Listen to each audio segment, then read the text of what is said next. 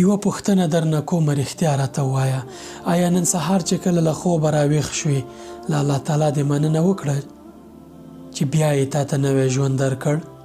آیا ترې ودې غوښتل چې یا الله نن مې ورځ په خیره تېره کړه، نن مې ورځ په سلامتي تېره کړه، خو بیا هم ستا ورځ په سلامتي او په خیر تېره شوه؟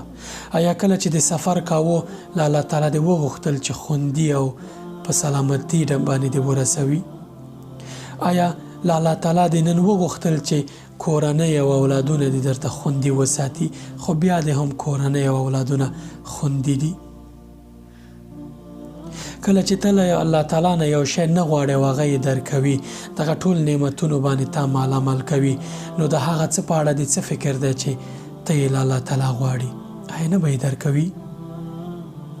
ته د داسې یو رب سره تعامل کوي، داسې یو رب نه څه غواړي چې ته یې له عدمه پیدا کړي.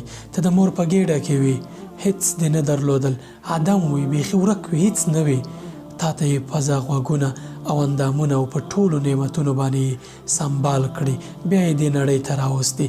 ستا لپاره یې اسمانونه، غرونه، بحرونه او دا نورې ښکلاوې او هر څه پیدا کړي دي. ته یې په حقیقت کې په نعمتونو کې ډوب کړی یې، خو بیا هم ته بدګمانه او شکي یې چې ستا مرسته به نه کوي.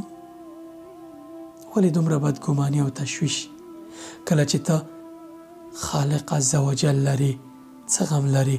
یوازې پرې توکل کوه او اسباب برابروه، مخکې ځه.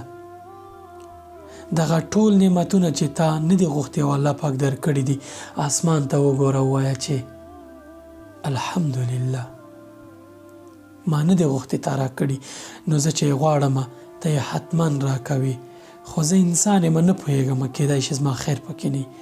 ته ښه تدبیر نیونکی یې، په هر څه باندې ښه پوهېږي. یا الله ستا فیصله زما خوښه ده، قدر الله وما شاء فعل، همدا وایه او مخکې ځه. هر کار چې کېدو ورته خوشحاله کېږه، که نه کېدو ورته څو وارې خوشحاله کېږه، ځکه چې هغه څه چې خیر دې پکې کېږي، که نه یې پکې، تر دې ډېر خیر دی چې وشي.